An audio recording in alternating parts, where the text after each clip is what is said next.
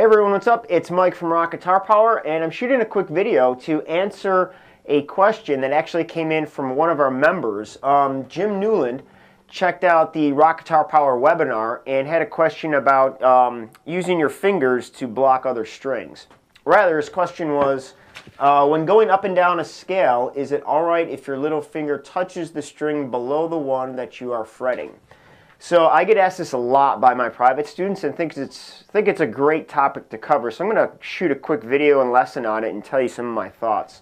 So the whole idea is that basically when let's just take the A minor pentatonic scale because it's very popular and easy. Let's say you're coming backwards on it or descending. So what happens a lot of times, and in this case what Jim was talking about, if my finger's going to come down and hit the 6th string, I could feel it touching the 5th string right below it. And was wondering if that is something that causes a problem or if it's a good thing. And my input is actually it's a really good thing, as long as it does not hurt the sound of your pinky, the one on the 6th string, the one that you're actually trying to get to ring out. Because here's what happens, and here's what I teach a lot of students, is that a big part about playing guitar well is controlling the strings you don't want to ring out. And the best way to do that is to use your fingers to mute a lot of the silent, or a lot of the noise.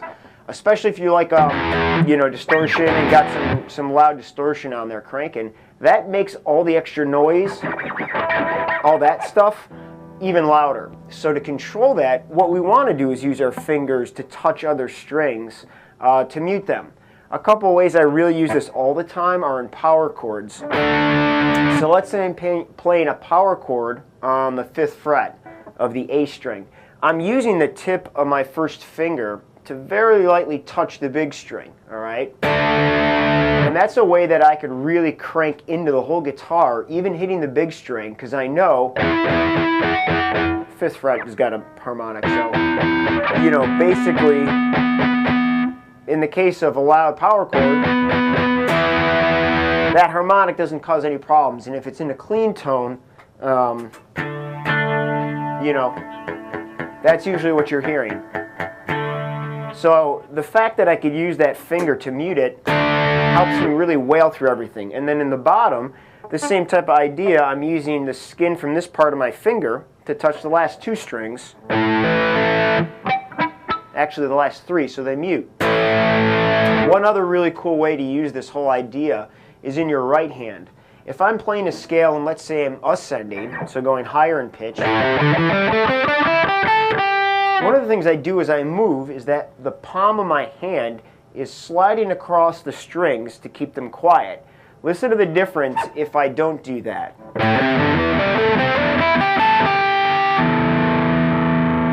Okay, so I'm still letting the 2 big strings ring out, and if you notice, they were ringing out the whole time because I wasn't keeping my palm down there and controlling.